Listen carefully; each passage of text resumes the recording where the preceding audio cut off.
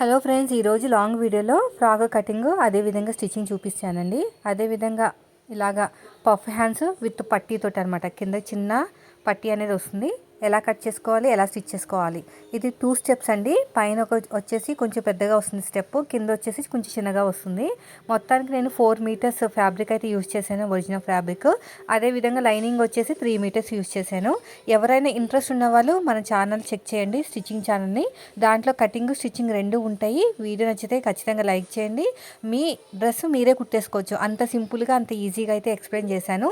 పైన నడుము దగ్గర మంచిగా షేప్ వచ్చేలాగా ఫ్రిల్స్ చిన్నగా ఉన్న క్లాత్తోనే కింద స్టెప్స్ ఎలాగ అడ్జస్ట్ చేయాలి, ఫ్రిల్స్ పెట్టే విధానం కూడా బాగా ఎక్స్ప్లెయిన్ చేశాను. ఒక్కసారి చూసారంటే ఈజీగా వచ్చేస్తుంది. వీడియో చూసి కుట్టుకున్నారంటే మీ డ్రెస్ మీరే కుట్టేసుకోవచ్చు అనమాట, అంత సింపుల్గా ఉంటుంది. ఇది వచ్చేసి 39 సైజ్ అండి. వీడియో నచ్చితే ఖచ్చితంగా లైక్ చేయండి ఫ్రెండ్స్. మీరు మన ఛానల్ ఫస్ట్ టైం చూస్తే సబ్స్క్రైబ్ చేయండి. Thank you.